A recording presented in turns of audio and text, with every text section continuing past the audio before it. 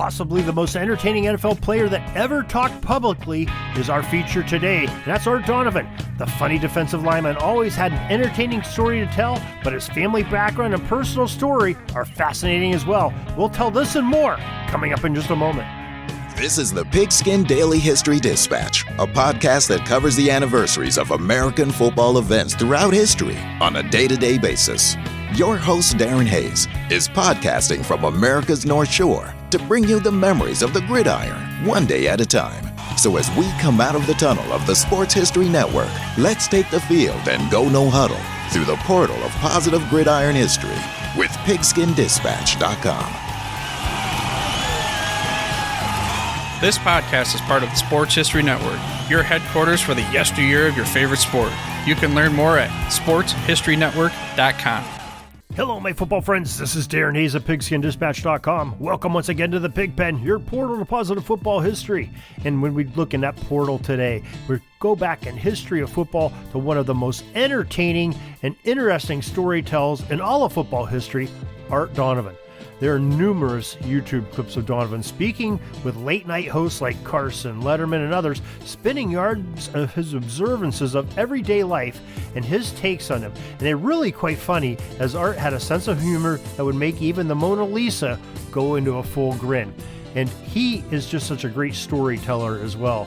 You really got to listen and watch him in action. And, we lost him almost 10 years ago in 2013. He was in his 80s when he passed. But what a life he lived, and what his upbringing of his family and their lives, now how it shaped this young man, Art Donovan, into being such a dominant football player, defensive tackle for multiple teams, especially the Baltimore Colts of the late 1950s and 1960s. Now, Donovan's real life story may be even more intriguing than his anecdotes he yucked it up with on late night TV. Now, here are some facts and a few of the many interesting tidbits on the jovial defensive tackle. Now, Art, according to the Pro Football History website, was born on June of 1924, June 5th, I believe, and his father, Art Sr., was a famous boxing official who was in the ring for 14 title fights, including many of champion Joe Louis's bouts. His patriotism interrupted his career as he fought for the U.S. Army on the Mexican border and in France during World War I. Now, Art Sr. received his knowledge and love of boxing from his pop, Mike Donovan, who was a legendary middleweight champion fighter back in the late 19th century and early 20th century. And Mike joined the Union Army at the age of 15 years old and fought in battles of the Civil War. He learned some valuable lessons while serving, and one of them was hand-to-hand fighting. So after the war, he used these skills as an income source in boxing, per the Guardian.com website. He gained some notoriety in the sport, and so he eventually had some memorable battles against a heavyweight contender named John L. Sullivan, who went on to become one of the most celebrated fighters of all time.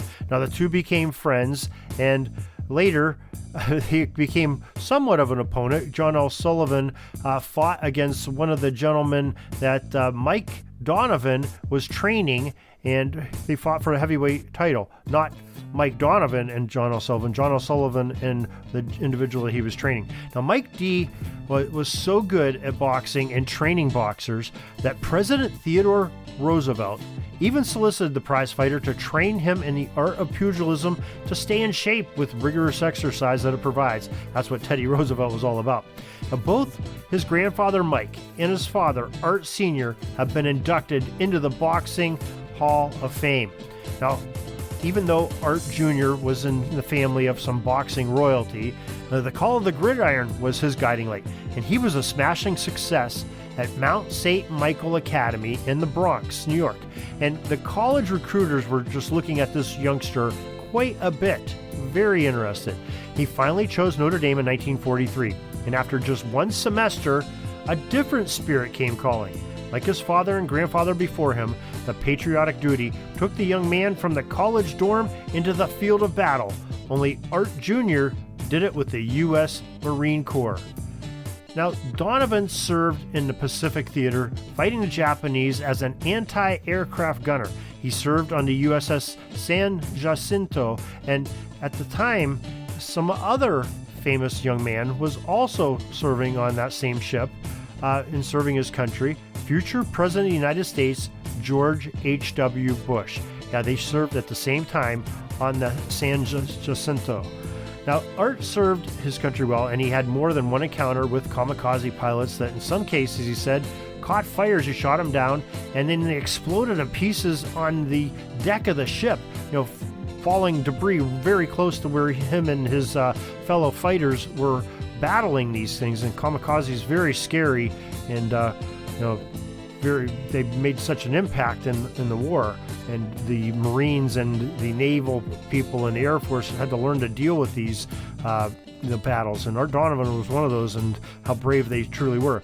Now, how did the devilish Marine keep his mind off the dangers of his duties? Well, in one case, he got caught stealing, and it's one of Donovan's favorite stories that he would like to tell. Now, Donovan was landside during the incident, and after he made off with his booty, he hid it under his tent. A day or two later, his lieutenant found the stolen goods during a routine inspection. Now, what he stole wasn't money or gold or jewels or, the general's daughter or anything like that. What he stole was a case of canned meat, Spam, from the kitchen. Now, the dialogue of the encounter, as told in the Pro Football History article, goes sort of like this. The lieutenant asked him, where did you get the Spam? And Donovan answered, I found it on the side of the road, said Donovan. Now, astonished at Donovan's response, his superior sent him to the regimental headquarters for further inquisition. Yeah, he said, okay, buddy, I don't believe you. We're going to take it up a notch. You're going up to a higher court, my boss. Well, a colonel there was the next to question Donovan about the stolen mystery meat, and the question of why he took the food rations arose in this round of questioning, even so far as to see if possibly Donovan took it because he was going to give it or sell it to the enemy. Now, Donovan swore up and down he took it for his own consumption, and the colonel looked at him with disbelief and basically, that squinted eye and looking over his glasses at him, because nobody likes that stuff to eat Spam. And if it was true, Donovan had a choice to make. Either he had to eat all 30 pounds that were in that case of Spam, or he could be sent to the brig for some time. Now, since that is what he intended anyway, Donovan accepted the challenge of consuming the entire case of preserved pork. He said, I got up in the middle of the night and made Spam sandwiches. I heated it over a Bunsen burner and had the cook dip it in batter and fry it. So many different ways that Donovan ate this Spam.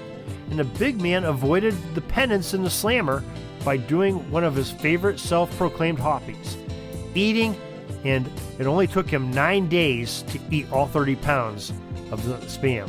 So, pretty funny story there. Now, after the war, Art returned home and decided not to go back to Notre Dame, but instead he enrolled at Boston College. Now, he had a nice collegiate career there with the Eagles, playing a position of tackle on both sides of the ball, and his dominating play earned him induction into the school's Sports Hall of Fame at Boston College in 1970. He also made it into the second team of the All-New England Football Prestige, and that's got him noticed by the NFL. Now, there was a funny clip where Art Donovan was asked what did he major in school, and he quickly replied back, hey, I majored in football. I was in college to play football. He was honest, and but still, just the way he tells it is just hilarious. Now, in 1950, the original Baltimore Colts selected Donovan in the third round of a special NFL draft. That Colts franchise folded at the end of the 1950 season. And if you remember, the original Baltimore Colts were one of the three teams from the All-America Football Conference, along with the Browns and the 49ers that came in the NFL. They survived for a year, disbanded, and we'll come back to that in just a second. Now, Art's rights after that 1950 season became the property of the New York Yanks, and when they dissolved, he was sent to the Dallas Texans. And guess what? That franchise didn't make it very long either. Now, I helped kill 3 teams, Donovan said later in one of his conversations with an interviewer. Now, finally, in 1953, he found a home when a new version of the Baltimore Colts arose from the ashes. Now, Donovan became an integral part of the defensive line on the team and helped them to rise as one of the NFL's top teams by decade's end. Now, Donovan was a large man for his era, tipping the scales at 275 pounds for most of his playing days, and he had times where he even played heavier. And still surprisingly, he had great quickness for a big man playing ball. Now, Donovan, on one of his interviews, recalled that the Colts brass had given him an ultimatum that they wanted him to be no heavier than 275 when he reported to camp. So Art said he worked hard in the offseason conditioning, often lifting 24-ounce cans with the words Schlitz marked on the side of them. Donovan added that he had to rehydrate as he worked on these, so he drank them. Just another great response by Art Donovan with his sense of humor. Now, Art was a funny man off the field, but make no mistake, he was as tough as they come. A teammate, Gino Marchetti, was once quoted as recanting this story. He said, quote, "One game, he and San Francisco 49ers tackle Don Campora were going at it, calling each other an SOB and things like that. All of a sudden, Artie gave him a shot, and I looked over there, and Artie had a whole handful of the guy's teeth. The referee came over but didn't do anything because when Campora tried to tell him what Artie had done, he couldn't talk right." End quote. So just so tough guy doing funny things that probably weren't so funny to Campora. Now we could go on and tell you what Art Donovan said and some of his funny stories and what a great player he was. Ended up gaining enshrinement into the Pro Football Hall of Fame for his accomplishments for 12 years of pro football being played. And in a future episode, maybe we'll even cover some more of this jovial Giants' great football career of yesteryear, because he's definitely entertaining both on the field and off. Art Donovan, Hall of Famer. And we thank you for joining us for a little bit of history and getting a couple chuckles from the man himself, Art Donovan Jr., who had a great career, had a outstanding athletic family, and historic, and just made the most out of life. So till tomorrow, everybody, have a great Gridiron Day. That's all the football history we have today, folks. Join us back tomorrow for more of your football history. We invite you to check out our website, pigskindispatch.com, not only to see the daily football history, but to experience positive football with our many articles on the good people of the game, as well as our own football comic strip, Cleat Marks Comics.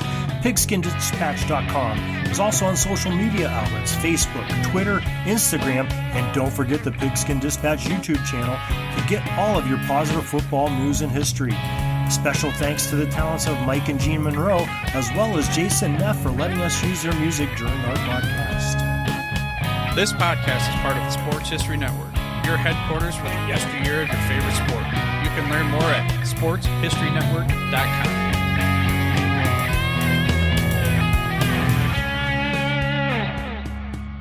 Are you having a hard time figuring out what to get Dad for Father's Day? You should check out Row 1 Brand's Vintage Pictorum Gallery.